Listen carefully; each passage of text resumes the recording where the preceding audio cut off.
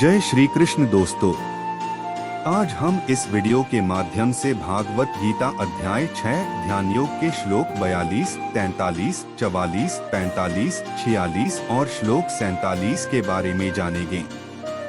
और आपसे निवेदन है कि अगर आपको वीडियो अच्छी लगे तो लाइक, सब्सक्राइब और कमेंट जरूर करें। आइए तो चलते हैं श्लोक 42 की ओर। श्लोक 42। अथवा योगिना में कुले भवति धीनता एतद्धि दुर्लभतरम लोके जन्म यदीदृशम। अर्थ, अथवा वैराग्यवान पुरुष उन लोकों में न जाकर ज्ञानवान योगियों के ही कुल में जन्म लेता है, परंतु इस प्रकार का जो यह जन्म है सो संसार में निःसंदेह अत्यंत दुर्लभ है। व्याख्या। इस श्लोक में श्री कृष्ण अर्जुन को बताते हैं कि एक सच्चे योगी के परिवार में जन्म लेना अत्यंत दुर्लभ और भाग्यशाली है। यह स्थिति उन लोगों के लिए विशेष होती है जिनके पास उच्चतम योग साधना की समझ और कौशल होता है। योगिनामेव कुले भवति धीनताम। यहाँ पर योगिनामेव का मतलब है उन योगियों के परिवार में जिनके पास गहरी समझ और विवेक होता है। धीनताम शब्द उन बुद्धिमान और समझदार व्यक्तियों को दर्शाता है जो योग की गहराई को समझते हैं। एतद्धि दुर्लभतरम लोके जन्म यदीदृशम। इस भाग में श्री कृष्ण यह कह रहे हैं कि इस संसार में ऐसे उच्च स्तरीय योगी के परिवार में जन्म लेना अत्यंत कठिन है।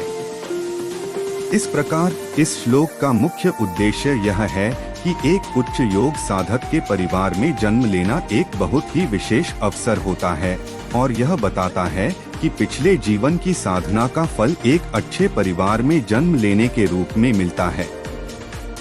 यह श्लोक योग साधना की महत्वपूर्णता और उसकी दुर्लभता को उजागर करता है।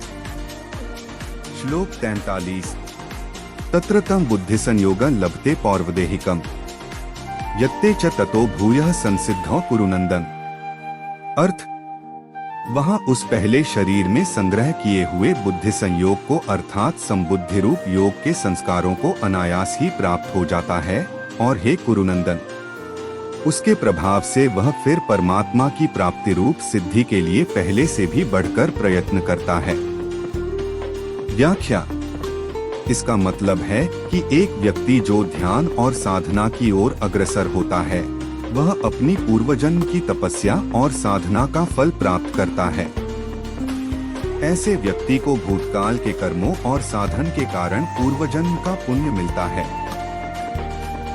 इसके बाद जब वह व्यक्ति और अधिक प्रयास करता है और कठिन साधना करता है तो उसे सिद्धि प्राप्त होती है। इस प्रक्रिया में पुरानी साधना के प्रभाव से वह व्यक्ति अपने वर्तमान जीवन में अधिक बलशाली और सक्षम होता है। यह श्लोक यह भी संकेत करता है कि आत्मा की यात्रा निरंतर होती है और यदि साधक ने पिछले जन्मों में साधना की है तो वह वर्तमान जीवन में भी लाभान्वित होता है। इस तरह की साधना और तप का फल समय के साथ सिद्धि के रूप में मिलता है। इस प्रकार यह श्लोक यह बताता है कि साधना की यात्रा निरंतर होती है और पूर्वजन्म की साधना का प्रभाव वर्तमान जीवन में भी देखा जा सकता है। श्लोक 44। पूर्वाभ्यासेन तेनैव ह्रियते यवशोऽपि सः जिज्ञासुरपि योगस्य शब्द ब्रह्माति वर्तते। अर्थ, वह शब्द से श्रीमानों के घर में जन्म लेने वाला योगभ्रष्ट पुरुष समझना चाहिए। श्रीमानों के घर में जन्म लेने वाला योगभ्रष्ट पराधीन हुआ भी उस पहले के अभ्यास से ही निःसंदेह भगवान की ओर आकर्षित किया जाता है तथा संबुद्धि रूप योग का जिज्ञासु भी वेद में कहे हुए सकाम कर्मों के फल को उल्लंघन कर जाता है। व्याख्या। इस श्लोक का मुख्य उद्देश्य यह स्पष्ट करना है कि ध्यान योग की साधना के लिए निरंतर प्रयास और अभ्यास बहुत महत्वपूर्ण है।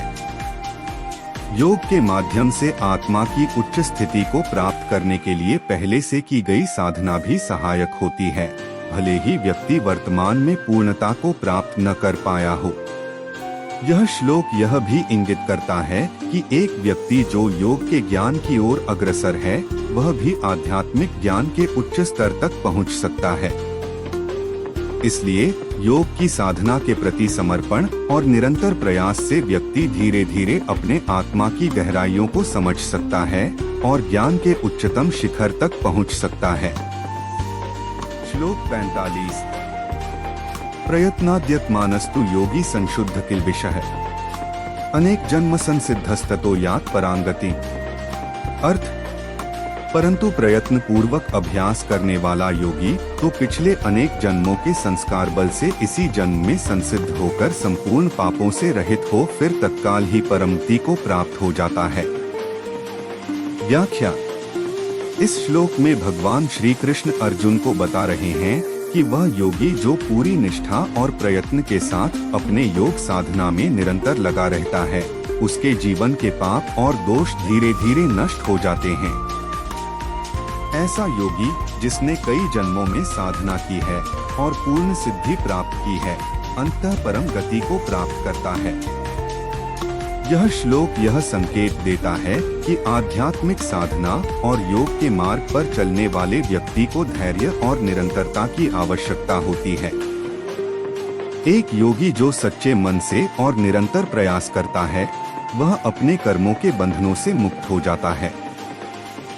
इसके साथ ही भगवान बताते हैं कि यह यात्रा सिर्फ एक जीवन की नहीं है, बल्कि कई जन्मों की साधना का फल होती है। इस श्लोक में परम गति से तात्पर्य मोक्ष से है, जो मानव जीवन का अंतिम लक्ष्य है। यह मोक्ष की प्राप्ति तब होती है जब व्यक्ति जन्म और मृत्यु के चक्र से मुक्त हो जाता है और उसे आत्मा की सर्वोच्च स्थिति का अनुभव होता है। इसलिए भगवान श्री कृष्ण इस श्लोक में अर्जुन को यह समझा रहे हैं कि योग साधना का मार्ग कठिन और लंबा हो सकता है, लेकिन लगातार प्रयास और साधना से योगी अपने सभी पापों से शुद्ध होकर अंततः मोक्ष को प्राप्त करता है। श्लोक 46। तपस्विभ्योऽधिको योगी ज्ञानिभ्योऽपि मतोऽधिकः कर्मिभ्यश्चाधिको योगी तस्माद्योगी भवार्जुन।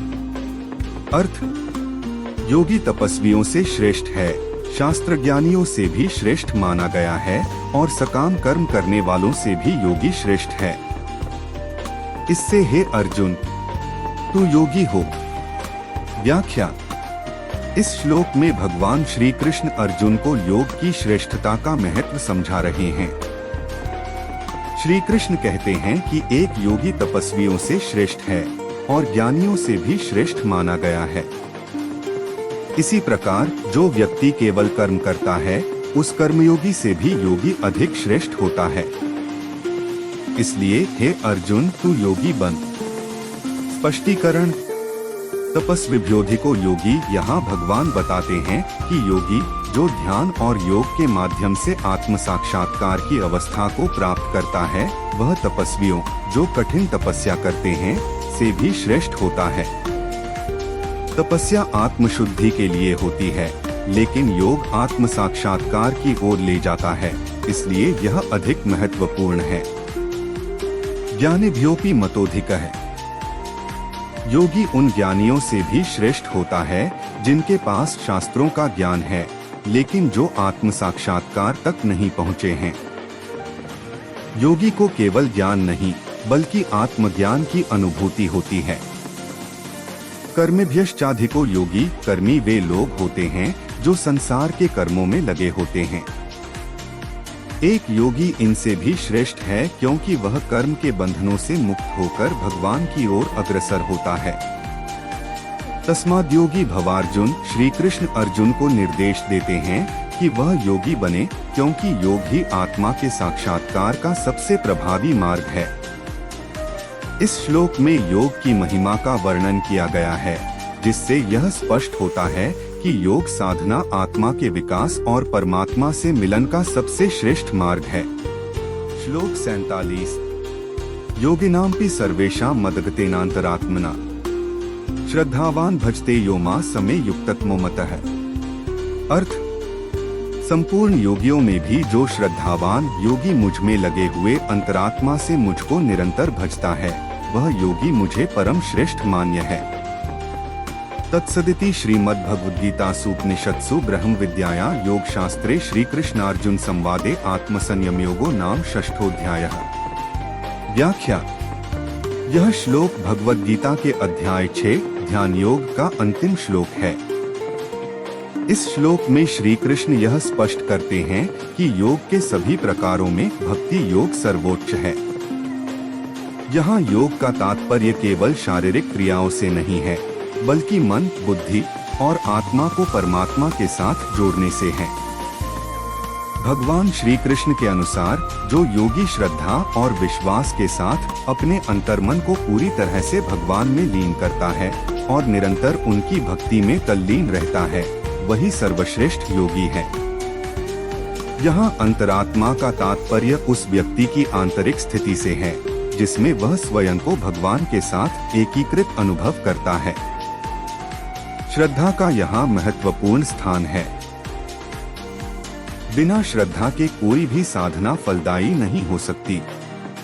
भगवान के प्रति गहरी श्रद्धा और विश्वास के साथ की गई भक्ति ही वह साधन है, जिसके द्वारा योगी भगवान से एकाकार हो जाता है और उन्हें अपने अंतर्मन में धारण करता है।